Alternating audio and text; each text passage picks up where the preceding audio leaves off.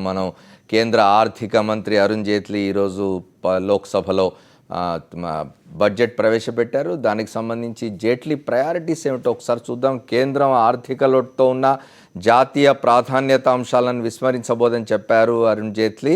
వ్యవసాయం, విద్య, ఆరోగ్యం, గ్రామీణాభివృద్ధి వంటి కీలక అంశాల అభివృద్ధి కొనసాగిస్తామని చెప్పారు. లోక్సభలో ఆయన సాధారణ బడ్జెట్ ప్రవేశపెట్టి పలు కీలక అంశాలని తన పద్దుల చిట్టాలో పొందుపరిచారు.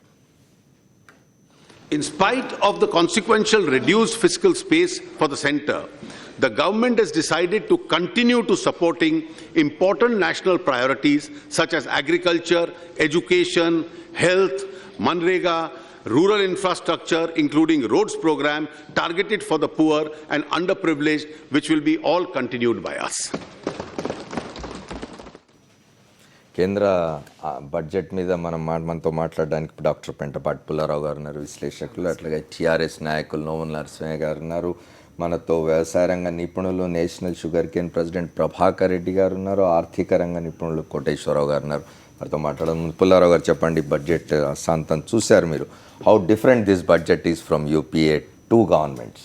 అంటే గత సంవత్సరం నుంచి జైట్లీ గారి ప్రయత్నం ఏంటంటే చిదంబరం ప్లస్ బడ్జెట్ కూడా చేయకుండా తప్పాలి. చిదంబరం చేసిన బడ్జెట్ లాంటిదేనా ఇది? గత 21 సంవత్సరాలు మన్మోహన్ సింగ్ గారి తర్వాత ముగ్గురే ఫైనాన్స్ మినిస్టర్స్ ఉన్నారు. యశ్వంత్ సిన్హా 7 సంవత్సరాలు, చిదంబరం 7 సంవత్సరాలు, ప్రణబ్ ముఖర్జీ 7 సంవత్సరాలు. సో ఈయన ప్రయత్నం అంతా నాకు వాళ్ళకి ఏదో తేడా ఉన్నదని చూపెట్టుకుంటాను. దాంట్లో ఎంతవరకు సక్సెస్ అవ్వారా లేదా, చిదంబరం స్కీమ్స్ అని ఈయన ఎంతవరకు కంటిన్యూ చేస్తే చూస్తే నాకు అంత తేడా కనపడట్లేదు. ఓకే, నిన్న మన ఎకనామిక్ సర్వే వచ్చింది కదా, దాంట్లో చెప్పిన కొన్ని విషయాలు చూస్తే ఇంకా వాళ్ళకి ఐడియాలజీ అనేది ఇంకా సెటిల్ అవ్వలేదు. వాళ్ళు ఏమంటున్నారు, ఇంకా ఏ రకమైన లైన్ మీద వెళ్దాం ఎకనామిక్స్, ఆ ఐడియాలజీ అది ఇంకా సెటిల్ అవ్వలేదు ఆ ఎకనామిక్ సర్వే బట్టి. సో ఇప్పుడు నేను చేసింది ఏమిటంటే కంటిన్యూయేషన్ చేస్తూ ఉన్నారు లాస్ట్ బడ్జెట్. చిన్న విషయాలు నేను చెప్తున్నా. నిర్భయ స్కీమ్కి 1000 కోట్లు ఇచ్చారు, ఇంకో 1000 కోట్లు పెంచారు. ఓకే, మైక్రో ఇరిగేషన్కి ఇటు అటు కాకుండా 5000 కోట్లు ఇస్తున్నారు ఈ సంవత్సరం. సో పెద్ద తేడా అనేది నాకు కనపడట్లేదు. అన్నిటికంటే నాకు ఒక నొప్పైన విషయం ఏంటంటే చిదంబరం గారు సర్వీస్ ట్యాక్స్ వాడి సామాన్యమైన వ్యక్తుల్ని కనపడని ట్యాక్స్ వేశారు. 150,000 కోట్లు దానివల్ల కలెక్ట్ చేస్తారు. అది ప్రభుత్వం పెంచినది కనబట్టి ఇది కూడా నేను అనే మాట మన మిత్రులకు ఎవరికైనా ఈజ్ నాట్ అన్ ఎకానమిస్ట్, ఆయన కూడా ఒక లాయర్. ఓకే, చిదంబరం గారు లాయర్, అలాగే యశ్వంత్ సిన్హా బ్యూరోక్రాట్. ఎవరో వచ్చి ఐడియాస్ ఇస్తారు, ఐడియాస్ తీసుకొచ్చి కుకింగ్ చేసి బయటపెట్టేస్తున్నారు. అందువల్ల ఇది ఈవేళ 91లో మన్మోహన్ సింగ్ ఫైనాన్స్ మినిస్టర్ ఉన్నప్పుడు ఎంతో వర్స్ట్ పొజిషన్లో మంచి ఎక్స్పెక్టేషన్ ఈ బడ్జెట్ మీద ఉండేది, ఏం చేస్తారు. అలాగే 25 సంవత్సరాల తర్వాత ఇండియా మంచి పొజిషన్లో ఉన్నప్పుడు ఫిజికల్ తగ్గిపోయింది, ఇన్ఫ్లేషన్ తగ్గిపోయింది, ఇంకెంతో చేస్తాడనే ఆశతో కూర్చున్నప్పుడు ఇదంతా చేసేదా లేదా? మాటలు బాగా చెప్పారు, మేక్ ఇన్ ఇండియా చేయాలి, బిజినెస్ చేయాలి. ఎవరో ఒక అగ్రికల్చర్ ఎక్స్పర్ట్ ఇవాళ చెప్పారు, గత ఇయరే మేము కార్పొరేట్ ట్యాక్స్ తగ్గించారు, 30 నుంచి 20%, 10% తగ్గించినారు. How is it going to help the Indian industry? Indian industry కాదు, ఎలాగో వాళ్ళకి ఎన్నో ఎగ్జామ్షన్స్ ఉన్నాయి కదా, దే విల్ అవాయిల్. మీకు సర్వీస్ ట్యాక్స్ ఎవరికి నొప్పి? 1000 కోట్లు సంపాదించేవాడికి నొప్పి కాదు, 1,00,000 రూపాయలు సంపాదించేవాడికి నొప్పి. ఎందుకంటే ఆ 1,00,000 రూపాయలు మీరు ట్యాక్స్ కట్టక్కర్లేదు, మీకు ఇన్కమ్ ట్యాక్స్ లేనన్నా ఏ సర్వీస్ కొన్నా దాని మీద ట్యాక్స్ కడుతున్నాడు కదా. సో ఈ బడ్జెట్ అనేది small people will suffer more.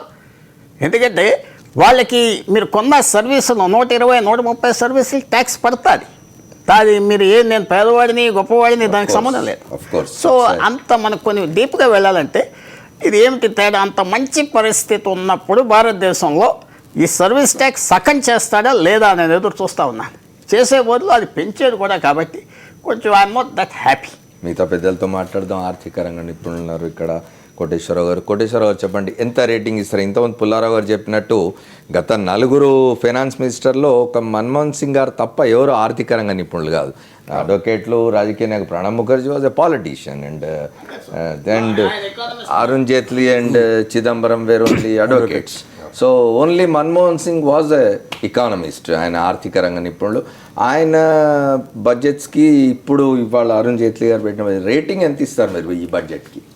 సాధారణంగా ఈ బడ్జెట్లో ఏంటంటేనండి విశ్లేషణ, స్పీచ్లు, కొన్ని పడికట్టు పదాలు, మోర్ క్రాప్ పర్ డ్రాప్ అని వీటి మీద నడిచింది తప్ప ఒక దిశానిర్దేశం కానీ ఒక ధైర్యాన్ని కానీ మన ఎకానమీ ముందుకెళ్తుంది, ఈ మెజర్స్ స్పెసిఫిక్ యాక్షన్ ప్లాన్స్ అనేవి ఏమీ లేవు. దానివల్ల ఏమవుతుందంటే ఒక విశ్లేషణ కోసం అందనంతగా ఈ బడ్జెట్ ఉంది. ఒక రకంగా ఇవ్వాలంటే దీనికి పూర్ రేటింగే ఇవ్వటం నా విషయంలో సమంజసంగా ఉంది. ఎంటైర్ స్పీచ్ విన్న తర్వాత ఏమనిపిస్తుందంటే ఒక రకమైన కాన్ఫిడెన్స్ రావటం లేదు. For example make in India అన్నది, మేక్ ఇన్ ఇండియా అన్న విషయాలు చరివిత చరణంగా అవే విషయాలు చెప్తున్నారు తప్ప గత 6 నెలలుగా ఈ ఈ డయాగ్నోసిస్ అనేది ఉంది మన దగ్గర, లేకుండా ఏమీ లేదు. ఇవాళ ఈ గవర్నమెంట్ వచ్చి కొత్తగా ఈ విషయాల్ని ఒకటినను దానికి సక్రమంగా ఏ విధంగా రెక్టిఫై చేస్తామన్నది ప్లాన్ లేదు. సింగిల్ విండో క్లియరెన్స్ అన్నారు, ఎలా ఇస్తారు సింగిల్ విండో క్లియరెన్స్ అనేది? ఏ రకంగా మ్యానుఫ్యాక్చరింగ్ రంగాన్ని ముందుకు తీసుకెళ్తాం, దానికి సంబంధించిన ప్రత్యేకించినటువంటి విషయాలు ఏంటి, వీటి మీద ఒక కమిటీ వేయటమో ఇంకోటి చేయటం అన్నది ఎక్కడా లేదు. సాధారణంగా ఈ విషయాలన్నీ చెప్పినంత మాత్రాన అవవు. ఈ మౌలిక రుగ్మతలు అనేవి మన ఆర్థిక వ్యవస్థలో ఏ అయితే ఉన్నాయో ఆ డయాగ్నోసిస్ అనేది ఎప్పుడో జరిగింది. ఇప్పుడు ఇవాళ మళ్ళీ అవి ఓన్లీ రిపీట్ అయినాయి తప్ప కొత్తగా దీని మీద సొల్యూషన్స్ ఏమీ కనిపించలేదండి. ఓకే, మన వ్యవసాయ రంగ నిపుణులు ఉన్నారు, వారితో కూడా మాట్లాడదాం. ప్రభాకర్ రెడ్డి గారు చెప్పండి. ఒకటి చెప్తున్నారు, వ్యవసాయ ఉత్పత్తుల ధరలు పెంచడం కోసం అని చెప్పి ఒక జాతీయ వ్యవసాయ మార్కెట్ని ఏర్పాటు చేస్తామని చెప్పారు. నిజంగానే వ్యవసాయ ఆధార దేశం అనేది, ఇక్కడ వ్యవసాయానికి గిట్టుబాటు ధరలు రావడం లేదు, రైతు ఇబ్బంది పడిపోతున్నాడు. దానిలో ఈ బడ్జెట్ ఏమన్నా డిఫరెంట్గా అడ్రస్ చేసిందా రైతుల సమస్యల్ని, వ్యవసాయ రంగాన్ని? ముఖ్యంగా ఇక్కడ ఒక విషయం ముఖ్యంగా ఆలోచించగలిగే విషయం ఏంటంటే వాళ్ళు ఏం చేస్తారో చేయలేరు అని, కానీ ప్రాధాన్యాంశంలో నేషనల్ లెవెల్లో ప్రాధాన్యాంశంలో వ్యవసాయము మొదటి ప్రాధాన్యం అని చెప్పారు. అవును, అక్కడికి సంతోషిస్తాం. కానీ దాని తర్వాత కిందికి వస్తే ఇప్పుడు గిట్టుబాటు ధర రావడం కానీ, లేకుంటే వ్యవసాయదారునికి ఎక్కువ వచ్చేది కానీ, ప్రొడ్యూస్ పెంచడం కానీ, ఇవి 2-3 మాటలు చెప్పుకుంటూ వచ్చారు బడ్జెట్లో. కానీ మౌలికంగా వ్యవసాయదారునికి ముందుకు రావాలంటే 2-3 మెయిన్ బాటిల్ నెక్స్ ఉన్నాయి. అవి ప్రతి బడ్జెట్లో కానీ, ప్రతి దీంట్లో కానీ, పార్లమెంట్లో కానీ జరుగుతున్న చర్చ. అది అందరికీ విదితమైన విషయం. అన్నిటికన్నా ముఖ్యమైన విషయం ఏంటంటే గిట్టుబాటు ధర, ఎంఎస్పి అనేది ముఖ్యమైన విషయం ఉన్నది. ఓకే, దీన్ని ప్రభుత్వం ఎంతవరకు అయితే దాన్ని సీరియస్గా తీసుకొని, తెలవదని కాదు తెలిసి ప్రభుత్వం దానికి ఉన్న కారణాల వల్ల ఎంఎస్పి పెంచడం లేదు. అన్నిటికీ మూల కారణం అనేది ఎంఎస్పీ ఒకటి వస్తున్నారు. ఓకే, ఎంఎస్పీని ఏం చేస్తున్నారంటే ఎప్పటికి కూడా ఇది గిట్టుబాటు ధర కావాలి కానీ సపోర్ట్ ప్రైస్ కావద్దని చెప్పేది. దాంట్లో స్వామినాథన్ కమిషన్ వివిధమైన రిపోర్ట్ ఇచ్చారు. రెండవ హిండరెన్స్ ఏమున్నదంటే వీళ్ళకి ఎప్పటికి కూడా ఇప్పుడు మరి ఫుడ్ సెక్యూరిటీ యాక్ట్ తెచ్చారు. ఫుడ్ సెక్యూరిటీ యాక్ట్ తెచ్చిన తర్వాత దాన్ని తెచ్చిన దాంట్లో వీళ్ళు కూడా దాన్ని కూడా ముందుకు తీసుకుపోతూ అంటున్నప్పుడు ఫుడ్ ప్రొడక్షన్ గురించి ఏం చేస్తున్నారు అనేది ఎక్కడ కనపడటం లేదు. పెంచాలని అంటున్నారు, ఎట్లా పెంచుతారు? ప్రొడక్షన్ పెంచాలంటున్నారు. ప్రొడక్షన్ పెంచాలంటే ప్రొడక్టివిటీ పెంచాలి. ప్రొడక్షన్ పెంచాలంటే కూడా ఇప్పటికి ఏమవుతుందో డిటరేట్ అవుతున్నది. ప్రతి సంవత్సరం 10% వ్యవసాయ హోల్డింగ్స్ పోతూ ఉన్నాయి for various reasons. Acquisition reasons అనండి, లేకుంటే వ్యవసాయం గిట్టుబాటు కాకుండా కమతాలు వదిలిపేయడం అనేది జరుగుతూ ఉంది. దీనికి ముఖ్యంగా విధానపల్లి డబ్బు ఎంత ఉన్నదనేది ఒక పక్కకు పెడితే విధానపల్లి లోటు చాలా ఉన్నది. ఒకటేమి గిట్టుబాటు ధర లేకపోవడం. దీనికి ముఖ్య కారణం ఏంటంటే ప్రభుత్వం ముఖ్య కారణం. ప్రభుత్వమే పెద్ద అన్నిటికన్నా హోల్డింగ్ చేస్తుంది. ఎందుకంటే దానికి వ్యవసాయ ఉత్పత్తి అన్నీ కూడా మిలిటరీ రిక్వైర్మెంట్ కానీ, సోషల్ అప్లికేషన్స్ కానీ, ₹2 కిలో బియ్యం కానీ, లేకుంటే హాస్టల్స్ కానీ, ఇవన్నీ సివిల్ సప్లై చేయడం, లేకుంటే మరి బఫర్ స్టాక్ పెట్టుకోవడం కానీ, ఇవన్నిటి దృష్టి గురించి ఎప్పుడు కూడా మినిమం సపోర్ట్ ప్రైస్ పెంచడానికి, ఎంఎస్పీ పెంచడానికి ప్రయత్నం జరుగుతుంది. నేను 4-5 సంవత్సరాలు రెగ్యులర్గా ప్రైస్ కమిషన్కు అటెండ్ అయ్యాను. అక్కడ అన్నిటి కూడా ఇప్పటికి కూడా బ్రిటిష్ ప్రభుత్వం ఇంకా ఒక సపోర్ట్ ప్రైస్ ఇవ్వడానికి ఏదైనా అవకాశాలు ఉన్నాయేమో కానీ అంతకన్నా స్టాండర్డ్స్ ఏం పెట్టలేదు. దాన్ని యాక్ట్లో చెప్పారు మొత్తం అన్ని ఏమేమి ఎక్స్పెండిచర్ ఉంటే అవన్నీ తీసుకోవాలని చెప్పి. ఇప్పటికి కూడా అవన్నీ కన్సిడర్ తీసుకోవడం ఇది ఒక ఎత్తు అయితే, రెండవ ఎత్తు ఏమన్నదంటే మనం ప్రొడక్షన్ పెట్టాలంటే లేటెస్ట్ టెక్నాలజీ అన్ని రంగాల్లో మనకు రీసెర్చ్ అందుతూ ఉంది. కానీ వ్యవసాయ రంగంలో ఏదైతే రీసెర్చ్ జరుగుతూ ఉన్నదో ఆ technology it is not disseminating on the ground. దానికి చాలా గ్యాప్ ఉంటుంది. దానికి రీసెర్చ్లో కూడా ఎంత ప్రాధాన్యం ఇవ్వాలనో అంత ప్రాధాన్యం ఇవ్వడం లేదు. ఓకే, 2 రంగాలు కలిసిపోవాల్సి వస్తుంది. ఇటు వ్యవసాయం చేసేటప్పుడు పాడి పరిశ్రమ కానీ లేకుంటే పశువులు కానీ ఇవ్వాల్సింది. మనం గొప్పగా చెప్పుకుంటాం మన భారతదేశంలో ప్రపంచంలో అన్నిటికన్నా కూడా ఈ జనాభా పశువుల జనాభా అన్నిటికన్నా గొప్పగా ఉన్నదని చెప్పి. కానీ ఒకటి మాత్రం చెప్పాం, అవి ఎంతమందికి పాలిస్తున్నాయని చెప్పి. ఆశ్చర్యకరమైన విషయం ఏంటంటే వాళ్ళ స్టాటిస్టిక్స్ చూస్తే ఇతర దేశాల్లో, నీళ్లు లేని దేశాల్లో, ఇజ్రాయెల్ అటువంటి దేశాల్లో 40 లీటర్లు ఒక ఆవు పాలిస్తే మనది ఎక్కడున్నదని వెతికి చూస్తే తిరిగి 3.5 యావరేజ్ ఉన్నది. ఇట్ ఈస్ పబ్లిష్డ్ అయింది, వాళ్ళ స్టాట్ ఉంది. ఇక్కడ ఇంప్రూవ్ చేయకుండా ప్రొడక్షన్ ఇంప్రూవ్ చేయకుండా, ప్రొడక్టివిటీ ఇంప్రూవ్ చేయకుండా ఏ రంగంలో కానీ మేజ్ కానీ ఇది కానీ ఇతరతర ఏ పంటలన్నిటి కానీ అవి ఇంప్రూవ్ చేయకుండా ప్రొడక్షన్ పెరగడానికి అవకాశం. రైట్ ప్రభాకర్ రెడ్డి గారు, రైతులను ఆదుకోవడం కోసం చెప్పి 8 లక్షల కోట్ల రుణాలు ఇవ్వడానికి కూడా నిర్ణయించినట్టు తెలుస్తుంది. ఒక బ్రేక్ తీసుకొని రిటర్న్ వస్తాను నేను మళ్ళీ. Welcome back. బడ్జెట్ మీద మాట్లాడుకుంటున్నాం మనం. ఢిల్లీలో కాంగ్రెస్ ఎంపీ ఆనంద్ భాస్కర్ మాట్లాడుతున్నారు మీడియాతో బడ్జెట్ మీద. ఒకసారి చూసి మళ్ళీ చర్చలోకి పోదాం. వాస్తవాన్ని చెప్పకనే చెప్పారు అని నేను మనవి చేస్తా ఉన్నాను. ఆర్థిక సాయంలో చూస్తే ప్రత్యేకంగా బీహారు, బెంగాల్, ఆంధ్రప్రదేశ్కి ఇస్తామని స్పష్టం చేశారు. ఇందులో తెలంగాణ లేదు. మిత్రమా, తెలంగాణ ఆర్థిక సుసంపన్నమైనటువంటి రాష్ట్రం. కేంద్రం దయాభిక్ష పైన ఆధారపడాల్సిన పరిస్థితి, అవసరం తెలంగాణకు లేనే లేదు అని గుర్తు చేస్తా ఉన్నాను. మాకు న్యాయంగా న్యాయబద్ధంగా రావాల్సినటువంటి నిధులని ఆపకుండా అందిస్తే చాలు. అంతేకాకుండా విభాజిత ఆంధ్రప్రదేశ్కు నిధులలేమి ఉంటుంది అనేటువంటి దూరదృష్టితోనే సోనియా గాంధీ గారు 5 సంవత్సరాల ప్రత్యేక రాష్ట్ర ప్రణాళిక కావాలి, అందుకు అదనపు వనరులు కావాలి అనేటువంటి విన్నపాన్ని చేయడం జరిగింది. తాజాగా ఉన్నటువంటి పరిస్థితులను దృష్టిలో ఉంచుకొని విభాజిత ఆంధ్రప్రదేశ్ కావాల్సినటువంటి ఆర్థిక సహాయాన్ని సమకూర్చేందుకు వారికి నిర్దిష్టమైన కార్యక్రమం కూడా ప్రకటించలేదు. కానీ చేసినటువంటి విభజన చట్టంలోని మూల అంశాలన్నింటినీ కూడా గౌరవిస్తాము అనేటువంటి పరోక్ష ప్రస్తావన చేసినందుకు మాత్రం వారిని అభినందిస్తూ ఉన్నాను.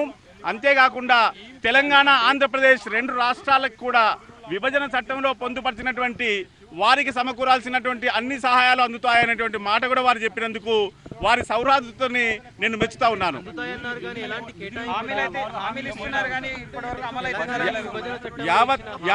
యావత్ వారి బడ్జెట్ ప్రస్తావనలో ఉన్నాయన్నీ కూడా ఆశల పల్లకి.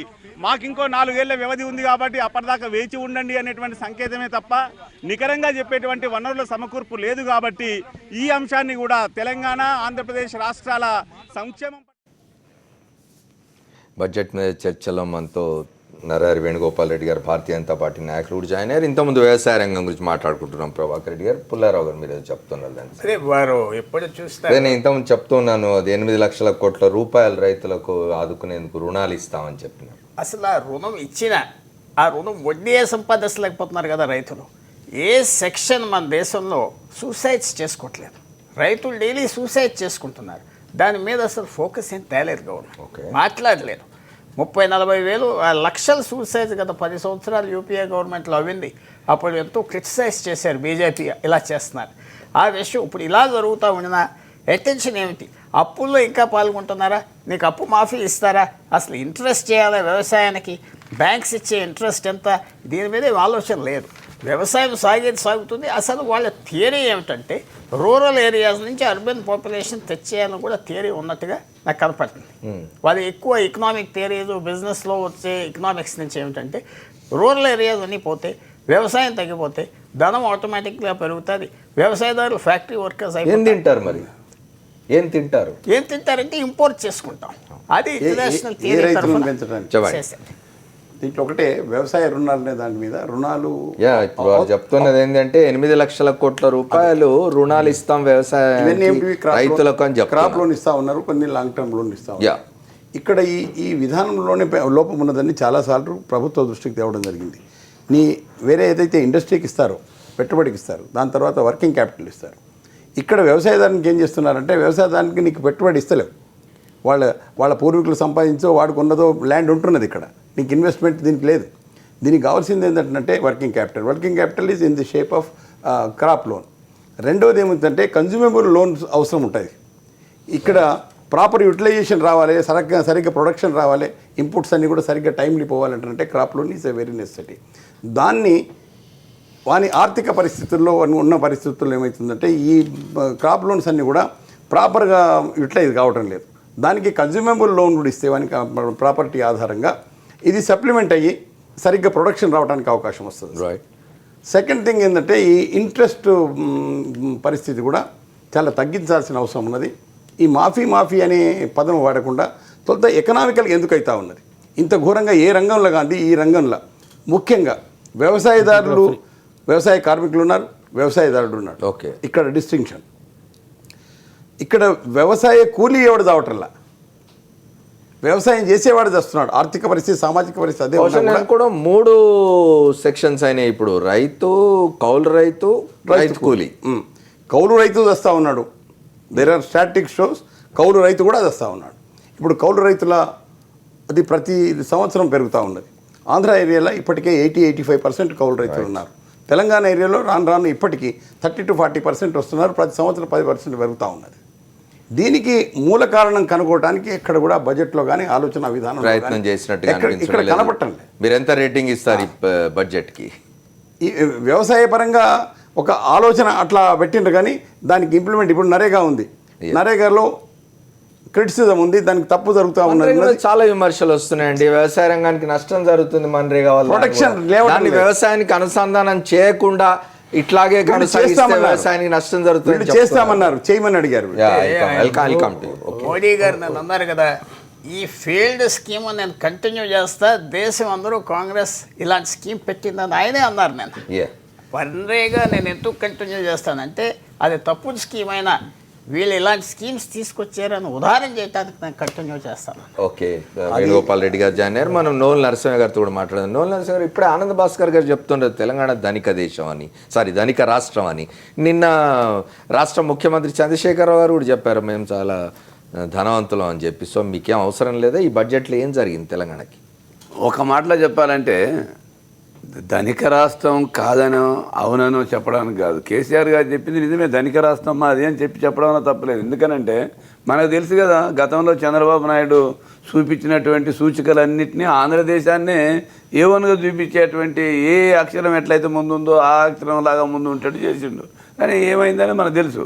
కానీ తెలంగాణ వరకు వచ్చినప్పుడు ఉన్నటువంటి వనరులు కానీ ఉన్నటువంటి వాడుకుంటే 100% నెంబర్ 1 స్టేట్గా ఉంటుంది, రిచ్ స్టేట్గా ఉంటుంది. అంతవరకు ఏమాత్రం దాంట్లో సందేహమే లేదు. కానీ ఇక్కడ ఒక గమనించాల్సింది ఏమనంటే బడ్జెట్కు సంబంధించి పెట్టుబడులు, దేశీయ పెట్టుబడులను ఉపసంహరించుకోవాలి అనేది ఒక మాట, విదేశీ పెట్టుబడులను ప్రోత్సహించాలనేది దాంట్లోనే ఉన్నటువంటి అర్థం. అంటే దేశీయ పెట్టుబడులనేమో ఉపసంహరించి విదేశీ పెట్టుబడులను ప్రోత్సహించిన తర్వాత ఈ దేశం మన దేశం ప్రపంచంలోనే ఒక ఉత్పత్తి కేంద్రంగా అవుతుందని ఆశిస్తే అది నిజమవుతుందా? బెల్లం లేకుండా బూరెలు చేసుకున్నట్టుగా ఉంటుంది తప్ప మరొకటి కాదు. ఇది సరి అయింది కాదు. ఉన్నటువంటి దాన్ని తగ్గించుకోవడం అంటే మన ఉన్నటువంటి పెట్టుబడులను తగ్గించుకోవడం అంటే ఇత్తనాలకు సంబంధించిన వడ్లను పట్టించుకొని తినడం తప్ప మరొకటి కాదు. ప్రజలకు అర్థమయ్యే భాషలో చెప్పాలంటే ఇక్కడ ఇంకొక మాట ఇప్పుడు చర్చకు వచ్చింది. వ్యవసాయానికి సంబంధించి ఆర్బీఐ నిబంధనల ప్రకారంగా 40% ప్రాధాన్యత రంగాలకు ఇవ్వాలి, మ్యాండేట్. ఇది ఒక వాస్తవికమైనటువంటి విషయం. వ్యవసాయానికి 18% ఇవ్వాలి, సుమారుగా 51,000 కోట్లు ఇవ్వాలి. ఇచ్చినదా దేశవ్యాప్తంగా? దీనికి కారణం ఎవరు? ఏదో నేను అన్నీ చేస్తున్నామనే దానికాడ సరే, ఇప్పుడు ఏదో మోడీని తప్పు పట్టడం, మోడీ ప్రభుత్వం తప్పు చేస్తుందనంటే నేను సిద్ధంగా లేను. ఎందుకనంటే ఇది చేస్తామని చెప్పిన ప్రతి వాళ్ళు, గద్దెనెక్కిన ప్రతివాడు ఈరోజు సుమారుగా 70%, 50% ప్రత్యక్షంగా, 20% పరోక్షంగా వ్యవసాయం మీద ఆధారపడి బతుకుతున్నారు. నిన్నగాక మొన్న నా కాంప్లెక్స్ రేట్ ఎంత? కాంప్లెక్స్ రేటు 500 నుంచి 1200 పెరిగిపోయింది. ప్రతి ఫెర్టిలైజర్, ఫస్టిసైడ్స్ రేట్స్ పెరిగినాయి. నా ఉత్పత్తి రేటు మాత్రం పెరగలేదే. నా పత్తి 3,500 క్వింటా అమ్ముతున్నానే. దీనికి కారణం ఏమిడు? అప్పు రుణగ్రస్తులు అయితానికి కారణం ఏమిడు? అటు బడ్జెట్లో అది చూపించాల్సినటువంటి అవసరం ఉంది. బడ్జెట్ ఏమిటికి ప్రతిబింబిస్తుంది? ఎవరైతే నీడీ సెక్షన్స్ ఉన్నారో, పూరర్ సెక్షన్స్ ఉన్నారో, సఫరర్స్ ఉన్నారో, సఫరర్స్కు అప్లిఫ్ట్మెంట్ ఇస్తున్నట్టుగా చూపించాలి.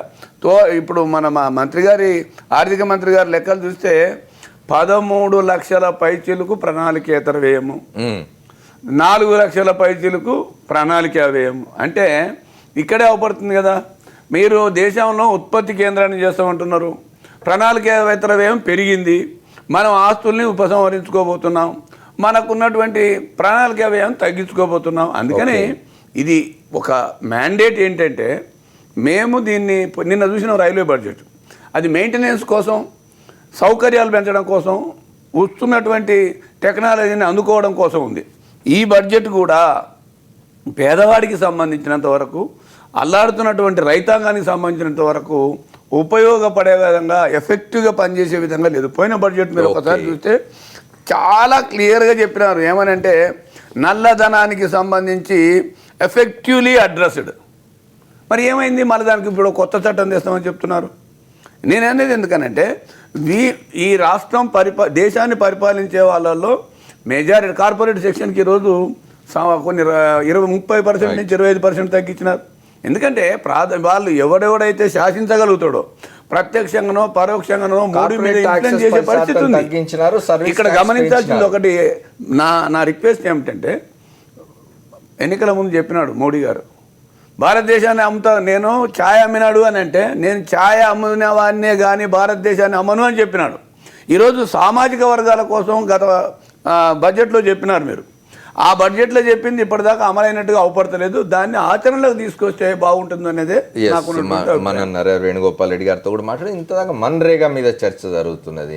ఎన్ఆర్ఈజీఏ సంబంధించి దానికి అది వ్యవసాయానికి ఏమాత్రం ఉపయోగపడడం లేదు, నష్టం జరుగుతున్నది, పనులు చేయడానికి కూలీలు దొరకడం లేదు, దాన్ని వ్యవసాయంతో అనుసంధానం చేస్తే బాగుంటుంది. ఇప్పుడు జైట్లీ ఏం చెప్పారు మన్రేగా గురించి ఒకసారి చూద్దాం. మహాత్మా గాంధీ జాతీయ గ్రామీణ అభివృద్ధి పథకం ద్వారా ఉద్యోగ అవకాశాల అభివృద్ధికి కట్టుబడి ఉన్నామన్నారు కేంద్ర మంత్రి Arun Jaitley.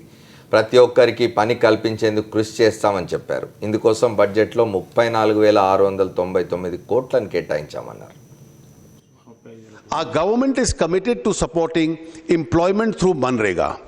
We will ensure that no one who is poor is left without employment. We will focus on improving the quality and effectiveness of activities under Manrega. I have made an initial allocation of rupees 34,699 crores for this program. Narra Venugopal Reddy గారితో కూడా మాట్లాడదాం. పుల్లారావు గారు, మీరు కూడా react అయ్యారని చెప్పండి. ఇప్పుడు జైట్లీ చెప్పింది విన్నారు, 34,699 కోట్లు కేటాయించారు. దీని మీద విమర్శ చాలా ఉంది మన్రేగా మీద. నిన్న మన మోదీ గారే చెప్పారు ఏమిటంటే ఇది ఒక ఫెయిల్యూర్ స్కీమ్, అయినా దీన్ని కంటిన్యూ చేస్తాం ఉదాహరణగా ఉంచుకోవడానికి అని చెప్పులారావు గారు. నిన్న వారు అన్న దాంట్లో ప్రధానంగా ఏమన్నారంటే, స్కీము ఉద్దేశం మంచిదే అయినా కూడా దాన్ని అమలు చేయడంలో విఫలమైనరు అనేది నిన్న రాష్ట్రపతికి ధన్యవాదాలు చెప్పే సమావేశంలో మాట్లాడిండ్రు. అయితే దాని ఇంప్లిమెంటేషన్ ఇప్పుడు కొన్ని రాష్ట్రాలు మాత్రమే చేస్తున్నాయి, అన్ని రాష్ట్రాలకు అది విస్తరించలేదు. ఈ కొన్ని రాష్ట్రాలలో కూడా అవసరం లేని కాడ దాన్ని ఇంప్లిమెంట్ చేయడం, అవసరం ఉన్న కాడ కొద్దిగా తక్కువ ఇంప్లిమెంట్ చేయడం, దాంట్లో అవినీతి దుర్వినియోగం ఇవన్నీ జరగడం వల్ల కొద్దిగా ఆ స్కీమ్కు చెడ్డ పేరు వచ్చిందనేది కొందరు మాట్లాడినారు. కానీ వాస్తవంగా నేనైతే ఉపాధి హామీ అనేది స్కీమ్ మంచిది. ఎందుకంటే ఈ పేదవానికి ఆకలి చావులు చదవకుండా కొద్దిగా పని కల్పించి కొద్దిగా ఉపాధిని కల్పించే స్కీమ్ అది. కాబట్టి దాన్ని రైతులకు ఇబ్బంది కలగకుంటే ఎట్లా లింకప్ చేసి దాన్ని నడిపించాలని ఆలోచించాలి. కానీ ఆ స్కీమ్ మంచిది కాదనో దాన్ని తీసేయాలని చెప్పడం మాత్రం అది మంచిది. ఎందుకంటే ఇప్పటికే 30% పేదరికం మన దగ్గర ఉన్నది అని చెప్పి ఎవరు చెప్పినా ఏం చెప్తున్నారంటే, దీన్ని అగ్రికల్చర్కి కనెక్ట్ చేయాలి, అగ్రికల్చర్ పనులకు కనెక్ట్ చేయాలి. ఎందుకంటే ఇన్ఫ్రాస్ట్రక్చర్ డెవలప్ చేయడానికి, డెవలప్మెంట్ కు ఉపయోగపడే విధంగా ఈ డబ్బు పోవడం లేదని కదా. ఇప్పుడు నేను అదే చెప్పబోతున్నాను ఇప్పుడు. ఎందుకంటే ఈ స్కీమ్ మంచిది కాదనే దాని మీద ముందు చెప్తున్నాను నేను. స్కీము మంచిదే, దాంట్లో ఏంటంటే గ్రామీణ ఆస్తులు పెరగడం కానీ, వ్యవసాయ రంగానికి లింకప్ చేయడం కానీ, వాళ్ళ యొక్క మనం ఏదైతే వాళ్ళకి ఎంప్లాయ్మెంట్ ఇచ్చినప్పుడు సరైన మనం రిటర్న్స్ తీసుకునేందుకు కావాల్సిన ప్రణాళిక సరిగా లేదనేది మోడీ చెప్పడం జరిగింది. దాన్ని ఇప్పుడు ఇంప్లిమెంట్ చేసే ప్రయత్నం చేస్తున్నారు. ఇప్పుడు స్కీమ్ పెట్టగానే సరిపోదు, పెట్టిన దాన్ని ఎట్లా రిటర్న్స్ తీసుకోవాలి, వాళ్ళ నుంచి ఎట్లా పని కల్పించాలి, వాళ్ళకు స్కిల్స్ ఇవ్వాలి, తర్వాత స్కిల్స్తో పాటు మేకింగ్ ఇవ్వాలి, దాన్ని మళ్ళీ రిటర్న్స్ తీసుకోవాలి. అది వాళ్ళ జరుగుతున్నది అంతే తప్ప మొత్తమే కొంతమంది ఏం వాదిస్తున్నారు, ఈ స్కీమే మంచిది కాదని వాదిస్తున్నారు. అది తప్పు అని నేను అంటున్నాను. రెండోది ఏంటంటే రైతాంగానికి కూడా ఎక్కడైతే రైతుల పని దినాలు బాగా ఉంటాయో అక్కడ ఆ స్కీమ్ని అప్పుడు ఆపేసి మిగతా టైంలో పెడితే బాగుంటుంది. అది ఇవాళ జరుగుతున్నది. ఇవాళ ఒక జరుగుతున్నది సగం మండలంలో సమయాల్లో వాళ్ళకి ఎంప్లాయ్మెంట్ క్రియేట్ చేయడం కోసం అవును ఐడియా ఒకటి. దాంతోపాటు ఒక ప్రణాళికాబద్ధంగా అంటే ఇంతకుముందు కొంత మిషనరీ తగ్గించారు. ఇప్పుడు ఉదాహరణకు స్వచ్ఛ భారత్ పెట్టింది, పిల్లలను తీసుకొచ్చి రోడ్డు మీద ఏర్పిస్తున్నారు. వాళ్ళు చెత్త ఏరే తప్ప చెట్లు నరకలేరు, ఏం చేయలేరు. కానీ చెట్లు నరికేందుకు గోడలు కావాలి. ఇట్లనే దీంట్లో కూడా ఏంటంటే కొంత పనిముట్లు అవసరం ఉంటాయి, కొంత మిషనరీ అవసరం ఉంటుంది. దాన్ని ఇప్పుడు గవర్నమెంట్ ఆలోచించి దీన్ని సమగ్రంగా తీర్చిదిద్ది ఎంప్లాయ్మెంట్ వాళ్ళకు జనరేట్ చేసేందుకు కావాల్సింది వ్యవసాయ రంగానికి ఎట్లా అనుబంధం చేయాలనే దాంట్లో ఆలోచిస్తున్నారు. ఒకటి రేగాకు సంబంధించినటువంటి కేటాయింపులు కూడా గతంతో పోలిస్తే ఎక్కువేం కాదు. 5,000 కోట్లు ఈసారి పెంచారు. అయితే పోయినసారి కంటే ఒక 5,000 కోట్లు పెంచారు. వేణుగోపాల్ రెడ్డి గారు చెప్పేదానికి నేను కూడా సపోర్టింగ్గా చెప్పేది ఏమనంటే అసెట్స్ అనేది క్రియేట్ అవటం లేదు, ఉత్తగా చెట్టు చుట్టూ కూర్చొని వర్క్ చేయకుండా లేబర్ డబ్బులు ఎక్స్ట్రాక్ట్ చేస్తున్నా అనేది ఒక వాదం ఉంది దీని మీద. అది దానికి సంబంధించినంత వరకు దాన్ని రెగ్యులేట్ చేయాలా, వర్క్ అయ్యేటట్టు చూడాలా తప్ప ఎలకలు ఉన్నాయని చెప్పేసి ఇల్లును గాలి చేసుకునేటువంటి స్థితి మాత్రం ఉండడానికి. ప్రభాకర్ రెడ్డి గారు రియాక్ట్ అవుతున్నారు. దీంట్లో సీరియస్గా ఆలోచించే విషయం ఏంటంటే it is very serious and national concern. ఇది దీంతో దేశం నాశనం అయిపోతుంది. దీంట్లో ఈ నరేగా స్కీమ్లో నరసింహయ్య వెనకటి కాలం వద్దు ఇప్పటిది, ఎందుకంటే ఇది అప్పటి ఎలక్షన్లో కాంగ్రెస్ కమ్యూనిస్టు కలిసినప్పుడు వాళ్ళ ఒత్తిడి వల్ల కాంగ్రెస్ వాళ్ళు పెట్టిన కథ. వాళ్ళ ఇష్టం ఉన్నా లేకున్నా ఇది పొలిటికల్గా వచ్చిన కథ. ఈ బేబీ ఈ production it is a political production baby. దాంట్లో నియత్ సాఫ్ నెయ్యి అంటారు చూసినరా, అక్కడ మనం ఓట్ క్యాచింగ్ నియతే ఉన్నది కానీ వేరే లేదు. దీనికి మెయిన్ కారణం ఏం చెప్తానంటే నేను ఒక్క నిమిషం నేను I will come without any prejudice. దీనికి బేసిక్గా వ్యవసాయంలో ఉండి ఇటుండి అటుండి అన్నీ అర్థం చేసుకునే విషయం కంటే రేటు, దాంట్లో రేట్ ఏదైతే ఇస్తూ ఉన్నారో మనకు ఎస్ఎస్ఆర్ రేట్స్ ఉంటాయి. మనకు పీడబ్ల్యూ వాళ్ళు అందరు కూర్చుంటారు ఎస్ఎస్ఆర్ రేట్స్ చేస్తారు. ఒక క్వాంటిటీ ఇంత టర్న్ అవుట్ ఇంత రేట్ అని చెప్పి. Labour wages, agriculture labour wage act ఉన్నది, దానికి మినిమం వేజెస్ యాక్ట్ ఉన్నది. ఇవి 2-3 మినిమం వేజెస్ యాక్ట్కు ఎక్కడ కూడా సరిపోకుండా ఇది ఎస్ఎస్ఆర్ రేట్స్ కన్నా మించిపోయింది. ఎస్ఎస్ఆర్ రేట్స్లో ఏముంటాయి అంటే ఇన్వెస్ట్మెంట్ ఉంటుంది, వాళ్ళ ప్రాఫిట్ ఉంటుంది, ఇవన్నీ ఉంటాయి. ఇక్కడ అవన్నీ ఏం లేకుండా పెంచారు. సరే, ఇవి ఇంకొకటి ఏమవుతున్నది అంటే టెక్నికల్గా ఒక్కొక్క ప్రాంతంలో ఏవైతే పర్మనెంట్ అసెట్ అయితే ఉంటుందనే మాట ఎక్కడ అది ప్రభుత్వం ప్రొవైడ్ చేయలేదు. ఆలోచన మాత్రం ఉన్నది కానీ ఎక్కడ కూడా ఇది ఈ ఊరికి ఈ ప్రాంతానికి ఇది పర్మనెంట్ అసెట్ అవుతుందని చెప్తే దాన్ని ఇంప్లిమెంట్ చేయడానికి పెడితే ఓకే. నేను ఒకటి వ్యవసాయం మీద చాలామంది మాట్లాడారు. నేను వ్యవసాయం మీద చెప్తున్నా, వ్యవసాయం అంతటా లాస్ లేదు, అంతటా రైతుల ఆత్మహత్యలు జరుగుతలేదు అన్ని స్టేట్లలో. ఎక్కడైతే అసలు ఈ వ్యవసాయ రంగానికి వ్యవసాయం నష్టాలు కూరుకుపోయి రైతులు ఆత్మహత్య చేసుకున్నందుకు అన్ని రాష్ట్రాలలో సమానంగా లేదు. కొన్ని రాష్ట్రాలు మేము డెవలప్ చేస్తామని ఓటు బ్యాంక్ రాజకీయాలతో ఉచిత పథకాలు ప్రకటించి డిపెండెన్సీ పెంచినరో ఎప్పుడైతే అధిక ఉత్పత్తుల పేరు మీద వాళ్ళు ఎక్కువ కార్పొరేట్ సంస్థల మీద ఆధారపడే చేసినారో అక్కడ మనకు సమస్య స్టార్ట్ అయింది.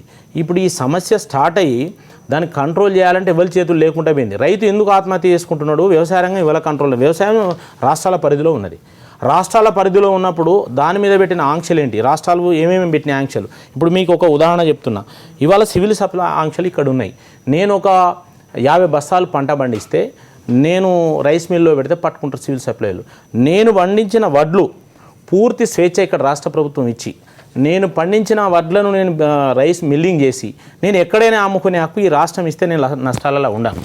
ఇప్పుడు అందుకే కేంద్ర ప్రభుత్వం ఈ ఎఫ్సిఐ కొనుగోలులో ఒక 75 నుంచి 25 తగ్గించింది. దానివల్ల కొంత రేట్ వస్తున్నది వాళ్ళకు.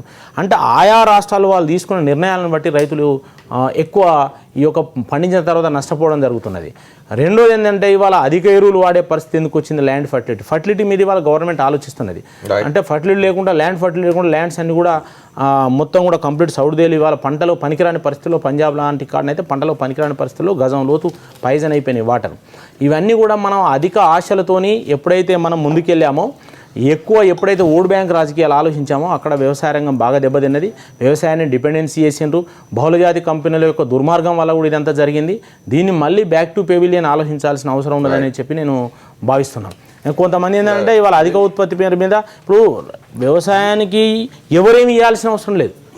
ఎవరేమి ఇవ్వకుండా కూడా మనం వ్యవసాయాన్ని లాభసాటిగా నడిపించవచ్చు. కానీ మొత్తం ఇస్తేనే నడిచే పరిస్థితి. విత్తనం నా చేతులు లేదు, దున్నం నా చేతులు లేదు, ఏది నా చేతులు లేదు. కానీ ఇవాళ మొత్తం బహుళజాతి కంపెనీల్లో చేతిలో పెట్టి మనం ఆలోచిస్తున్నాం. దీన్ని కూడా మనం మళ్ళా బ్యాక్కి ఆలోచించాల్సిన అవసరం ఉన్నది. దాంతోపాటు ఇవాళ బడ్జెట్ కూడా ఎందుకంటే ఇంకా పూర్తిగా దీన్ని స్టడీ చేయాలి. ఒకటి ఏంటంటే ఆర్థిక స్థితి మెరుగుపడడం, రూపాయి మారకం విలువ పెరగడం, ఇవి దేశంలో ఉన్న ప్రజలకి ఇవాళ కొంత ప్రతి ఒక్కరు కూడా కొంత లాభదాయకంగా ఉన్నది అనేది మాత్రం నేను చెప్పగలుగుతాను. Right sir. థింగ్ ఏమిటంటే వేణుగోపాల్ రెడ్డి గారు అగ్రీ అవ్వకపోవచ్చు. అంటే ఇప్పుడు ఎవరు సొల్యూషన్ చెప్తలేరు. ఫైనాన్స్ మినిస్టర్స్ ఎవరు అగ్రికల్చర్ బేస్ కాదు. సొల్యూషన్ ఎవరు కాదు, సొల్యూషన్స్ ఉన్నాయి. చిదంబరానికి తెలియదు, సొల్యూషన్స్ ఉన్నాయి. తెలియదు, మన్మోహన్ సింగ్ తెలియదు. Last finance minister comfortable man Charan Singh, ఆయన ముందు యశ్వంతరావు సిన్హా, బ్రహ్మానంద రెడ్డి గారు కొంత టైం, యశ్వంతరావు చవాన్.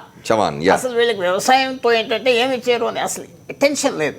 ఎప్పుడు ఇండస్ట్రీ మీద, లిబరలైజేషన్ మీద, ట్రేడ్ మీద కంఫర్టబుల్గా ఉంటారు. ఆ ఇండస్ట్రీ అసోసియేషన్స్ ఢిల్లీలో వాళ్ళకి రిప్రజెంట్ చేయడం, బాంబే వాళ్ళు ఇలా చేయాలి, ఇది బిగ్ బ్యాంగ్ రిఫార్మ్స్ కావాలంటున్నారు. కానీ లార్జ్ 50% జనాభాకి మనకి అదొక పెద్ద లోటుగా కనపడుతుంది. మనం వ్యవసాయ రంగం గురించి మరింత మాట్లాడుకుందాం. I want to ask a question to Koteswararao గారు. చెప్పండి. వారు చెప్పేదానికి కంప్లీట్ చేస్తాం. ఇప్పుడు వ్యవసాయానికి సంబంధించినంత వరకు సొల్యూషన్ ఉంది. ఏంది ఆ సొల్యూషను? ఆర్బీఐ సంబంధించినటువంటి నిబంధనల్ని వ్యవసాయం ఎడల సడలించాల్సిన అవసరం ఉంది.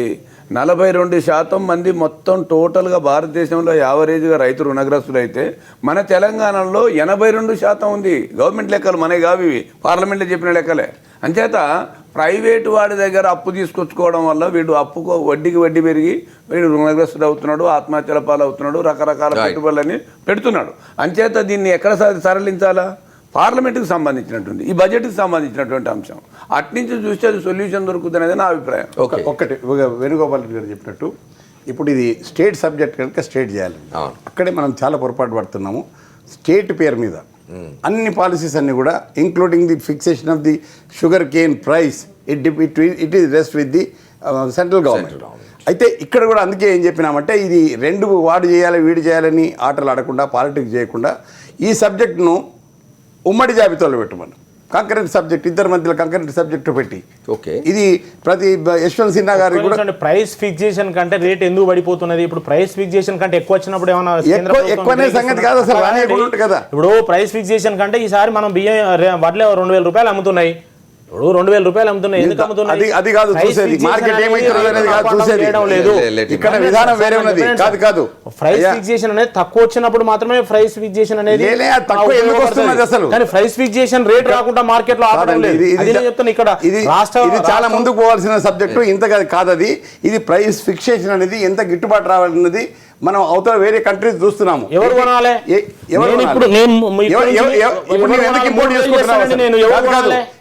ఎవరు మన అవసరం చేస్తే ఇప్పుడు వేణుగోపాల్ రెడ్డి గారు దయచేసి ఒకటి అర్థం చేసుకోండి. నీకు ఒక స్టాటిస్టిక్స్ అది సైంటిఫిక్ ఆలోచన కాదు. క్లారిఫై చేసేసి ఇక్కడ ఏమున్నదంటే ఎవరు కొనాలనేది కాదు. నీ గవర్నమెంట్ కంట్రోల్లో ఒక స్టాటిస్టిక్స్ ఉన్నది. నీ కంట్రీ రిక్వైర్మెంట్ ఏమిటి, నీ ఎక్స్పోర్ట్ రిక్వైర్మెంట్ ఏమిటి, నీకు ఎంత అవసరం ఉన్నది, ఆయిల్స్ ఎంత అవసరం ఉన్నది, ఏమున్నది అనేది you're having a subject. Right. I'll come back on agriculture and I have a question to Koteswara గారు. కోటేశ్వర గారు చెప్పండి, ఈ కార్పొరేట్ ట్యాక్సెస్ తగ్గించినారు 10%, కానీ ట్యాక్స్ ఎగ్గొడితే 10 ఏళ్ళు జైలు శిక్ష అన్నారు. How are you going to see this? రెండవది ఆర్బీఐ చట్టాన్ని సవరిస్తామని చెప్తున్నారు. ఏమిటి ఆర్థిక? యా, ప్రధానంగా ఈ కార్పొరేట్ ట్యాక్స్ అనేది 30% నుంచి 25% తగ్గించారు. 33% అనేది సర్చార్జ్లు అవన్నీ యాడ్ చేయడం వల్ల అండి. రైట్.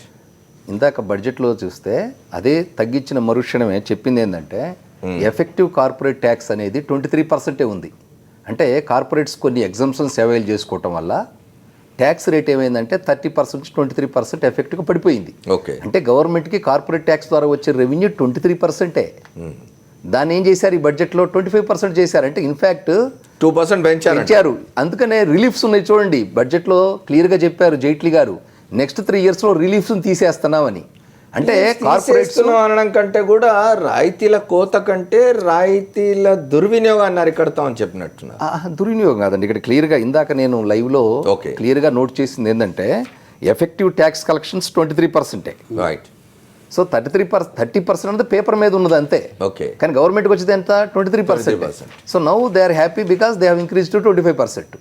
అయితే ఆ రిలీఫ్స్ అనేవి ఉన్నాయి చూడండి, XYZ అయ్యో రిలీఫ్స్ ఉంటాయి కొన్ని, కార్పొరేట్ డొనేషన్స్ ఇస్తే తక్కువ అని, ఏదైనా ఒక ఆర్ఫనైజ్కి ఇస్తే 80 ఎగ్జంప్షన్స్ ఉన్నాయి చూడండి. ఆ ఎగ్జామ్స్ తీసేస్తారు స్లోగా. ఆ ఎగ్జామ్స్ తీసే వల్ల గవర్నమెంట్కి రెవెన్యూ తగ్గదు. ఎఫెక్టివ్గా ఒక సైకలాజికల్ ఫీలింగ్ ఏముంటుందంటే వరల్డ్ ఎకానమీస్లో కంపేర్ చేసినప్పుడు భారతదేశంలో ట్యాక్స్ రేట్ తక్కువ ఉంది. అందువల్ల భారతదేశంలో ఇన్వెస్ట్మెంట్స్ అనేవి చేయడానికి ప్రోత్సాహంగా స్టాండర్డ్ పూరి కానీ మూడీ కానీ ఇవన్నీ ఏంటంటే కొంచెం ఇంటర్నేషనల్ రేటింగ్ ఏజెన్సీస్ ఉంటాయి. అవి వీటి మీద మంచి రేటింగ్స్ ఇవ్వడానికి అవకాశం ఉంది. ఏంటి రిజర్వ్ బ్యాంక్ ఆఫ్ ఇండియా చట్టాన్ని సవరిస్తాం ఒకటండి, అదేంటంటే రిజర్వ్ బ్యాంక్ ఆఫ్ ఇండియా చట్టాన్ని సవరించడానికి కొన్నిటి మీద డ్యూయల్ కంట్రోల్ ఉందండి. కొన్ని ఇష్యూస్ మీద ఫైనాన్షియల్ యాక్ట్స్ ఇష్యూస్లో కొన్ని సెబీ కంట్రోల్ ఉన్నాయి, కొన్ని reserve Bank of India controls ఉన్నాయి. వీటి మీద డైకాటం ఏర్పడి ఆ ప్రత్యేకించి ఆ ఇష్యూని కమోడిటీస్ ఉన్నాయనుకోండి, ఆ కమోడిటీస్ ఎక్స్చేంజ్ని Reserve Bank of India regulate చేయాలా, సెబీ రెగ్యులేట్ చేయాలా, ఫార్వర్డ్ ఎక్స్చేంజ్ కమిషన్ రెగ్యులేట్ చేయాలా. వీటి మీద క్లారిటీ కోసం రెగ్యులేటరీ ఆస్పెక్ట్స్ మీద రెగ్యులేటరీ అథారిటీస్లో క్లారిఫికేషన్ కోసం ఈ కొన్ని చట్టాలని అమెండ్మెంట్ చేయడం అనేది ఎప్పటి నుంచో ఉందండి. ఈ ఇష్యూని క్లియర్గా ఫోకస్ చేశారు ఈ బడ్జెట్. ఓకే, మనం ఈ అగ్రికల్చర్ మళ్ళీ వీల్ కమ్ బ్యాక్. అగ్రికల్చర్లో కూడా ఇంకోటి అండి చిన్న సబ్మిషన్ ఏంటంటే 8,25,000 crores ఏదో చెప్పిందంతా net agriculture credit to be dispersed కాదండి, అవన్నీ renewals. For example last year ఇచ్చిన క్రాప్ లోన్ ఈ సంవత్సరం రెన్యూవల్ అయింది అనుకోండి, సేమ్ క్రాప్ లోన్ మళ్ళీ కొత్తగా ఇచ్చినట్టు ఉంటుంది. ఫార్మర్ కి విలేజెస్ లో గ్రాస్ రూట్ లెవెల్లో నేను యాజ్ ఏ బ్యాంకర్ గా 25 years బ్యాంక్స్ లో ఉన్నా, నేను as a grass root level banker కూడా పనిచేశాను. Farmer every year crop loan ఇచ్చిన వెంటనే పర్మనెంట్ ఓవర్ డ్రాఫ్ట్ గా తీసుకుంటాడు. ఏ ఫార్మర్ కూడా క్రాప్ లోన్ కడతాను ఈ సంవత్సరం అనుకోడు, దానికి డ్యూల్ వర్క్ రాదు. ఏమవుతుందంటే క్రాప్ లోన్ సాధారణంగా ఫార్మర్ ఏం చేస్తాడు, ప్రాక్టికల్గా జరిగేది, అతనికి ఒక క్రాప్ లోన్ 20,000 కట్టాలనుకోండి, 20,000 22,000, అతను ఏం చేస్తారంటే ఆ 2,000 రూపాయలు వడ్డీ జమేసుకొని ఏ మనీ లెండర్ దగ్గర ఒక ఫ్రెండ్ దగ్గర ఇంకొక 20,000 కూడా బారో చేసి తెల్లవారే క్రాప్ లోన్ రెన్యూల్ అయిన వెంటనే వాడు 20,000 వాడికి ఇచ్చేస్తారు. అల్టిమేట్గా వీడు ఇంట్రెస్ట్ పే చేసినట్టు అయింది. కొన్ని బ్యాంక్స్ ఎన్పిఎల్ తగ్గించుకోవడం కోసం వాళ్ళే ఇంట్రెస్ట్ పే చేసుకుని సేమ్ డే నాట్ రెన్యూల్ చేసిన సందర్భాలు కూడా ఉన్నాయి. అవన్నీ డిస్బర్స్మెంట్ కిందకు వస్తాయి. ఈవెన్ కమర్షియల్ బ్యాంక్స్ కూడా చేస్తున్నాయి. కమర్షియల్ బ్యాంక్స్ కూడా కొంతమంది మేనేజర్లు ఏం చేస్తారు, కొత్తగా ఏమి లేదండి, ఆ ఫిగర్స్ ని పెట్టుకుని మనం ఏదో అగ్రికల్చర్ 8,00,000 కోట్లు నెట్ ఏమి ఫ్లో అవ్వలేదు. 20% ఉంటే ఉండొచ్చు. జైట్లీ అగ్రికల్చర్ మీద ఏం చెప్పాడు ఒకసారి చూద్దామండి. అన్నదాతల అభివృద్ధికి ప్రభుత్వం కృషి చేస్తుందన్నారు కేంద్ర ఆర్థిక మంత్రి అరుణ్ జైట్లీ. రైతుల పంటకు మద్దతు ధర వచ్చేలా జాతీయ వ్యవసాయ మార్కెట్ను రూపొందిస్తామన్నారు. తద్వారా రైతుల వార్షిక ఆదాయం పెరుగుతుందని చెప్పారు ఆయన. దీని ఏర్పాటు కోసం నీతి ఆయోగ్లో కూడా చర్చిస్తామని హామీ ఇచ్చారు. Is no longer in the clutches of the local trader. Produce still does not command the best notional price. To increase incomes of farmers, it is felt that we create a national agricultural market which will have incidental benefit of moderating prices. I intend this year to work in the states in NITI for the creation of a unified national agricultural market. Welcome back. మనం ఈరోజు అరుణ్ జైట్లీ ప్రవేశపెట్టిన budget గురించి మాట్లాడుకుంటున్నాం. నేను దేవులపల్లి అమర్, నాతో ఉన్నారు పుల్లారావు గారు, అట్లాగే నరహరి వేణుగోపాల్ రెడ్డి గారు, బీజేపీ నాయకులు, టీఆర్ఎస్ నాయకులు, నోముల నరసింహ గారు ఉన్నారు, అగ్రికల్చర్ ఎక్స్పర్ట్ ఉన్నారు మనతో ప్రభాకర్ రెడ్డి గారు, అట్లాగే కోటేశ్వరరావు గారు ఉన్నారు, ఎకానమిస్ట్. వారితో మాట్లాడుతున్నాం. ఇంతకుముందు మనం మాట్లాడుకుంటున్నాడు ఎక్కువ వ్యవసాయం మీద స్ట్రెస్ ఉంది, మిగతా విషయాలు కూడా మాట్లాడుకుందాం. పుల్లారావు గారు చెప్పండి, నిన్న మనకు మొన్న 2 days back railway budget Suresh Prabhu ప్రవేశపెట్టినారు. ఈరోజు అరుణ్ జైట్లీ జనరల్ బడ్జెట్ ప్రవేశపెట్టినారు. వాట్ ఏమనిపించింది? అది ఎక్కువ పీపుల్ ఓరియంటెడ్గా అనిపించిందా, ఇది ఎక్కువ పీపుల్ ఓరియంటెడ్గా అనిపించిందా? What difference you have seen? Railway budget nationally మంచిది అని మాత్రం అందరికి ఒక గుర్తింపు వచ్చింది. ములాయం సింగ్ చక్కటి మాట అన్నాడు, ఒక 10 కొత్త ట్రైన్లు 20 కొత్త ట్రైన్లు పెట్టకై ఏదో మోసం చేసే బదులు లైన్స్ మీద కొత్త లైన్స్ మీద డబలింగ్ ఆఫ్ ట్రాక్ మీద చేసి ములాయం సింగ్ ప్రెస్ చేశాడు సురేష్ ప్రభుని. So Suresh Prabhu budget first time నా దృష్టిలో మెయిన్ బడ్జెట్ను ఓవర్ షాడో చేసింది. ఎప్పుడు మెయిన్ బడ్జెట్ మీద ఎక్కువ ఎంఫసిస్, ఎక్కువ ఏమంటారు అవుట్లుక్ అన్నీ ఉంటాయి. ఇప్పుడు సురేష్ ప్రభు ఆయన 1,50,000 crores కొత్త ఇన్వెస్ట్మెంట్ కూడా పెట్టింది మెయిన్ బడ్జెట్లో లేదు. ఆయన ఏమన్నాడంటే నాకు డబ్బు లేకపోయినా నేను డబ్బు తెస్తా, స్పెషల్ పర్పస్ వెహికల్స్ పెట్టి నేను డబ్బు రేస్ చేస్తాను, నాకున్న ఈక్విటీని నేను లెవరేజ్ చేస్తాను, ఇంత డబ్బు తీసుకొస్తాను, అది చేసేది. మనం కూడా చాలామంది పాలిటీషియన్స్ మన అందరూ కండెమ్ చేశారు, కానీ ఇది గుడ్ థింగ్. ఇక్కడ నేను మహబూబ్ నగర్ లైన్ డబుల్ చేశారు, కాజీపేట విజయవాడ ఇప్పుడు అవన్నీ డబ్బు ఇచ్చారు, ఫుల్ మనీ ఇచ్చారు, చేసేస్తే అయిపోతుంది.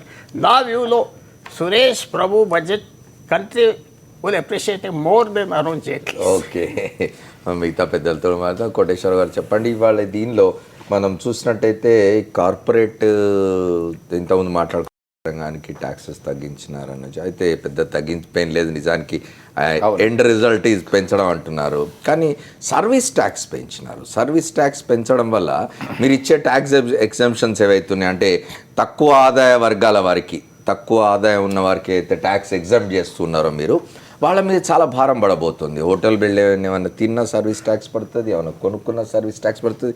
Everywhere you are haunted with service tax. దీన్ని ఎట్లా? సర్వీస్ ట్యాక్స్ మోడరేట్గా అండి 12.36% నుంచి 12.5% పెరిగింది. సర్వీస్ ట్యాక్స్ 0.14% అండి. అంటే పెరగటం అనేది జరిగింది కాబట్టి దాని మీద ఎక్కువగా మనకు ఫోకస్ అవుతుంది. ఓకే, దాని అంటే రేషనలైజేషన్ అండి, క్యాలిక్యులేషన్ కోసం రేషనలైజేషన్ ఒకటి. అంటే మనం టోల్ ట్యాక్స్ ఉందనుకోండి, కొన్ని చోట్ల 23 రూపాయలు 50 పైసలు అంటాడు, మన దగ్గర 3.50 ఉండదు, వాడే బిస్కెట్ ప్యాకెట్ మనకి ఇస్తాడు. ఇక్కడ సర్వీస్ ట్యాక్స్ కూడా 12.36% నుంచి 12.5% అండి. అది నేను పెద్దగా ఎక్కువ అనుకోనండి. ప్రధానంగా నాకు అర్థం కాదు ఏంటంటే ఈ స్మార్ట్ సిటీస్ కానీ 100 స్మార్ట్ సిటీస్ అన్నారు, అందరికీ ఇల్లు నెరవేర్చే కార్యక్రమం ఒకటి ఉంది 2020కి. ఇవి ఎలా జరుగుతాయి అనేది నాకు అందని సమాధానం దొరకని ప్రశ్న. అంటే ఇప్పుడు స్మార్ట్ సిటీస్ ఎలా ఏర్పరుస్తారు, అందరికీ ఇళ్ళు అనేది ఎలా ఏర్పరుస్తాం, ఎలా దాని రోడ్ మ్యాప్ ఏంటి? 2022 నాటికి దేశంలో ప్రతి ఒక్క కుటుంబానికి రోడ్ మ్యాప్ అంటున్నారు. అంటే 2020 ఏముందండి, ఇవాళ 15, 16 4 సంవత్సరాలు వచ్చేస్తుంది. 4 సంవత్సరాల్లో ఇన్ని లక్షల కోట్ల గృహ నిర్మాణాలు జరగటం, సిమెంట్ కానీ స్టీల్ కానీ ఎంత ప్రెజర్ వస్తుంది, ఆ ప్రైసెస్ ఎంత పెరుగుతాయి? ఫర్ ఎగ్జాంపుల్ బ్యాక్వర్డ్ ఇంటిగ్రేషన్ ఇంత వాల్యూమ్ ఆఫ్ అవుట్పుట్ ఉండొద్దు. మనం ఒక లక్ష్యమే కాదు, ఆ లక్ష్యానికి బ్యాక్ క్యాలిక్యులేషన్ కూడా జరగాలి కదా. వేణుగోపాల్ రెడ్డి గారు నేను దాని అంటే ఒక అంబిషన్ ఉండడం తప్పలేదు, బట్ వారు చెప్తున్నట్టుగా హౌ ఇస్ ఇట్ పాసిబుల్ అనేది. అంటే ఒక విషయం ఏంటంటే ఇప్పుడు మొన్న తెలంగాణ ప్రభుత్వంలో కేసీఆర్ గారు అసెంబ్లీలో చెప్పారు 84 లక్షల కుటుంబాలు ఉన్నాయి, అప్పటి నుంచి మేము అన్ని ప్రభుత్వాలు ఇండ్లు ఇస్తూనే ఉన్నాయి, మళ్ళీ డిమాండ్ ఉన్నది అని చెప్పారు. అంటే అవి దుర్వినియోగం కావడం వల్ల కొంత గ్యాప్ ఏర్పడ్డది. కానీ వాళ్ళు పెట్టిన లక్ష్యం నేను దాన్ని పూర్తిగా చూడలేదు. అయినా కూడా ఏంటంటే ఒక ఇల్లు లేని పేదలకు, అంటే అక్కడ ఇల్లు అందరికీ అంటే మీన్స్ ఏంటంటే ఇల్లు ఉన్న వాళ్ళందరికీ కాదు, ఇల్లు లేని పేదలందరికీ ఇల్లు కల్పించే ప్రయోజనం చేయాలనేది దానికి ప్రధానంగా చూడాలి మనం. అంటే దేశంలో అందరికీ అంటే ఇల్లు లేని పేదలకు మాత్రమే, ఇల్లు లేని పేదలకు ఇల్లు కల్పించేది చేయాలనేది. దాంట్లో అన్ని రాష్ట్ర ప్రభుత్వాలు కూడా టార్గెట్ పెట్టుకోవాలి, దానికి కావాల్సిన నిధులు ఇవ్వడం, ఆ యొక్క లక్ష్యం మేరకు అది పనిచేయాలనేది ఆలోచన. కాబట్టి ఆ లక్ష్యం మేరకు వాళ్ళు అని ఉంటారు, దాని ప్రకారం ఆ నిధులు ఇవ్వడం జరుగుతుంది. దాంతోపాటు అయితే అచీవ్ అవుతాము. అయితే అచీవ్ ఎంత అవుతాము అనేదానికి ఇప్పుడే అడ్వాన్స్గా చెప్పలేము. మళ్ళీ అప్పటి వరకు మళ్ళీ ఇంకా కొంతమంది లేని వాళ్ళు కూడా కుటుంబాలు విడిపోతుంటే ఇంకా లేని వాళ్ళు మైగ్రేట్ అయిన వాళ్ళు ఉంటుంటారు. అది కంటిన్యూ ప్రాసెస్, అది ఒక రోజు అయిపోయేదేం కాదు. కానీ అచీవ్ అయ్యేందుకైతే ఒక ప్రయత్నం చేయడం అయితే మంచి ప్రయత్నం. సరే, మనము భారతీయ జనతా పార్టీ గత సార్వత్రిక ఎన్నికల్లో ప్రచారానికి వెళ్ళినప్పుడు, ఎన్నికల్లో అంటే అధికారంలోకి రాకముందు చేసిన ప్రధానమైనది నల్లధనాన్ని తీసుకురావడం నుంచి, దానికి సంబంధించి any thing in the budget. ఈరోజు అవునన్నా కాదన్నా ఆ రోజు మోడీ గారు మాత్రం ఓపెన్గా చెప్పిన ఫ్యాక్ట్ ఏంటంటే నల్లధనాన్ని తీసుకురావడం వల్ల భారతదేశానికి ఉన్నటువంటి అప్పులతో పాటు భారతదేశంలో ఉన్న వసతులన్నింటినీ కూడా చాలా మెరుగ్గా చేసుకోవడానికి వీలుంది, మేము చాలా త్వరితగతిన తీసుకొస్తామని చెప్పేసి అన్నాడు. అది ఎన్నికలు అయిపోయిన తర్వాత వారి అధికారంలోకి వచ్చి అబ్సల్యూట్గా మెజారిటీ వచ్చి వారి భాగస్వామ్య పక్షాలతో అవసరం లేకుండా వచ్చిన తర్వాత దానికి ఒక రకమైనటువంటి సిస్టమ్ తయారు చేసినారు. కానీ సిస్టమ్ తిరగనే మిగిలింది. ఇప్పటిదాకా ఎవరు తేమని ఎవడన్నా ఇప్పుడు అంతకుముందు ఉన్నటువంటి యూపీఏ ప్రభుత్వం దాచిన దొంగలు ఎవరెవరు అనేది దాంట్లో ఇందుగలడు అందులో సందేహం లేదు. వీరందరూ ఎవరున్నా వారు కూడా తెస్తామని అన్నారు, అట్నే పక్కకుంది. దీన్ని చూస్తుంటే అనుమానాలు కొన్ని వస్తున్నాయి. మళ్ళీ దానికి స్పెషల్గా చట్టం తెస్తామని, ఆ చట్ట పరిధిలో దీన్ని రావడానికి నల్లధనానికి సంబంధించి మేము బయటికి తీసుకొస్తామని అనేటువంటి ఆలోచన వస్తుంది. కాబట్టి దీని మీద ఏమి ప్రెషర్స్ లేకుండా ఉన్నాయా అని అంటే ప్రెషర్స్ లేకుండా లేవో మేమనేటువంటి అనుమానాలు మాత్రం రావడానికి వీలుంది. ఏది ఏమైనా నల్లధనాన్ని బయటికి తీయాల్సినటువంటి అవసరం, ఆ రకమైనటువంటి బాధ్యత, పూర్తి స్థాయి బాధ్యత మోడీ ప్రభుత్వం మీద ఉంది. మనం సోమయాజుల్ గారు మాట్లాడింది విన్నాం. ఆయన ఏం చెప్తున్నారంటే అసలు ఇది నెక్స్ట్ ఇయర్కి ఎట్లా ఉంటుంది అంటే లాస్ట్ బడ్జెట్కి ఈ బడ్జెట్కి తగ్గుతూ వచ్చింది. ఆయన plan expenditure, non plan expenditure గురించి మాట్లాడారు. క్విక్గా మనం దాని గురించి మాట్లాడుకున్నాం. అదే ఎక్స్పెక్టేషన్స్ ఉన్నట్టుగా వాల్యూమ్లో లేదు, అంబిషన్స్ ఉన్నాయి. మీరు అన్నట్టుగా 2022కి అందరికి వెళ్ళగలుగుతాం, అదంతా అనవసరం. కొంచెం అన్రియలిస్టిక్ టార్గెట్స్ తెచ్చినప్పుడు రియలిస్టిక్ టార్గెట్స్ కూడా వాల్యూ ఉండదు. ఆయన చేసేది మంచి పని అయినా అందరికి ఇల్లు కట్టేస్తాం, అందరికి ఇది చేస్తాం వల్ల వారు అనేది అంటే ప్లాన్ ఎక్స్పెండిచర్ పెరుగుతుంది అనుకున్నాం కానీ ఇంకా అది కాలేదు. చిన్న పాయింట్ ఏమిటంటే బ్లాక్ మనీ గురించి అసలు అమ్నెస్టీ స్కీమ్ పెడితే మీకు డబ్బు వస్తాయి. మీరు ఎన్ని ఇలా చేస్తాం, జైల్లో వేస్తాం అని ఎవరు తీసుకురారు. 1,00,000 కోట్లు ఉన్నా, 5 లక్షల కోట్లు ఉన్నా, అమ్నెస్టీ స్కీమ్ అనేది ఉన్నా అది పెడతానికి వాళ్ళకి ధైర్యం లేకపోయింది. రైట్, చెప్పండి అమర్ గారు. ఒకటండి, ఇందాక బడ్జెట్లో plan expenditure, non plan expenditure అనేది గవర్నమెంట్ చేతిలో కూడా ఉండదు. పెన్షన్స్ పెరుగుతుంటాయి, డెఫినెట్గా నాన్ ప్లాన్ ఎక్స్పెండిచర్ పెంచాల్సిందే. మన ఫిట్మెంట్ 43% ఇవ్వకపోతే ఊరుకుంటారా? అది కాదండి, అక్కడ అరుణ్ జైట్లీ గారి రైతులు ఊరుకుంటున్నారు కదండి. ఏదండి, ఉద్యోగులు ఊరుకోరు, రైతులు ఊరుకుంటారు. Organised, disorganised. అమర్ గారు, అక్కడ అరుణ్ జైట్లీ గారు నెక్స్ట్ కంటిన్యూషన్ ఏం చేశారంటే, ఓవరాల్ బడ్జెట్లో అండర్లయింగ్ స్టేట్మెంట్ ఏంటంటే, they want to create an enabling environment in India to attract global savings. మీకు ఒకటే మోడల్ చూడండి, అమెరికా ఎందుకు ప్రాస్పర్ అవుతుంది? Everybody storing their money in dollars. ప్రపంచంలో ఉన్నటువంటి డబ్బు అంతా కూడా అమెరికన్ ఎకానమీలోకి వెళ్ళి డాలర్స్ రూపంలో సిటీ బ్యాంక్ కానీ మనహెట్టన్ బ్యాంక్ వీటన్నిటిలో ఉండి, అమెరికా ఇచ్చేది ఇంట్రెస్ట్ రేటు 2% కూడా ఇవ్వదు, 1%, 2% ఇచ్చేది. ఫర్ ఎగ్జాంపుల్ పెట్రో డాలర్స్, ఒక గల్ఫ్ కంట్రీస్లో ఉన్నటువంటి పెట్రోల్ డబ్బులన్నీ కూడా అక్కడికి పోతున్నాయి. సో అమెరికన్ బ్యాంక్స్ యొక్క కాస్ట్ ఆఫ్ ఫండ్స్ ఎంత అనుకుంటున్నారు? Not even 2%. Right. Cost of funds 2% ఉన్నప్పుడు లోన్ ఎంతకి ఇస్తాడు? 3% ఇస్తాడు. 3% ఇస్తే ఎకానమీ విల్ జూమ్. ఓకే, అదండి అక్కడ సీక్రెట్. అది అరుణ్ జైట్లీ గారు అనేది ఏంటంటే, ఆయన చెప్పింది క్లియర్గా, భారతదేశానికి ఇతర దేశాల నుంచి సేవింగ్స్, పొదుపు, ప్రపంచంలో ఎక్కడ పొదుపు ఏర్పడ్డా కూడా భారతదేశం మన రూపాయల్లోకి రావాలి. ఓకే, అప్పుడు మన కోరికలన్నీ నెరవేరుతాయి. ప్రభాకర్ రెడ్డి గారు మీరు మా సబ్జెక్టు మీరు వదిలిన కాన్సెప్ట్ తీసుకుంటే, ఇప్పుడు అక్కడ ఏమి మా నేషనల్ మార్కెట్ క్రియేట్ చేస్తామన్నారు కదా. అవును, రైతుకు గిట్టుబాటు ధర, జాతీయ వ్యవసాయ మార్కెట్ క్రియేట్ చేస్తామన్నారు. అంటే ఈ జాతీయ వ్యవసాయ మార్కెట్ క్రియేట్ చేయడం వల్ల వ్యవసాయ ఉత్పత్తుల ధరలు ఎట్లా పెరుగుతాయి?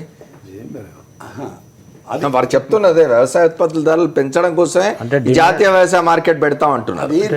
డిమాండ్, రెగ్యులర్ డిమాండ్ ఏమున్నది, సజెషన్స్ ఏమున్నాయంటే మార్కెట్ ఇంటర్వెన్షన్ అమౌంట్ పెట్టమన్నారు. ఓకే, మార్కెట్ ఇంటర్వెన్షన్ అమౌంట్ పెట్టకుండా మార్కెట్ను క్రియేట్ చేస్తామంటున్నారు. మార్కెట్ ఇంటర్వెన్షన్ అయితే ఏమవుతుందంటే గవర్నమెంటే కొనాల్సిన అవసరం వస్తుంది. అప్పుడు మా వేణుగోపాల్ రెడ్డి గారు అన్నట్టు ఎక్కడ చేస్తారు అంటున్నది కాదు, అసలు పెద్ద బిగ్ పర్చేజే ఆయన మిలిటరీ సప్లైస్ కానీ వీటికి కానీ ఇవన్నిటికి కూడా సపోర్ట్ ప్రైస్ కొనేది గవర్నమెంటే కదా. అది market intervention price, market create చేస్తూ మార్కెట్ ఇంటర్వెన్షన్ ప్రైస్ పెడితే అప్పుడు అది కొనడానికి సరిపోతుంది. మార్కెట్ ఇంటర్వెన్షన్ ప్రైస్ మన సిసిఐకి ఉంది, కాటన్ కార్పొరేషన్ ఆఫ్ ఇండియాకు. కానీ అది ఎన్నడూ మార్కెట్ను స్టెబిలైజ్ చేయలేదు, రైతులు ముందుకు రా. ఈసారి 3,500 దాట్లా, ఎకరానికి 3 క్వింటాలు 4 క్వింటాలు యావరేజ్ పత్తి రాలేదు. అందుకని జాతీయ స్థాయిలో వచ్చినప్పటికి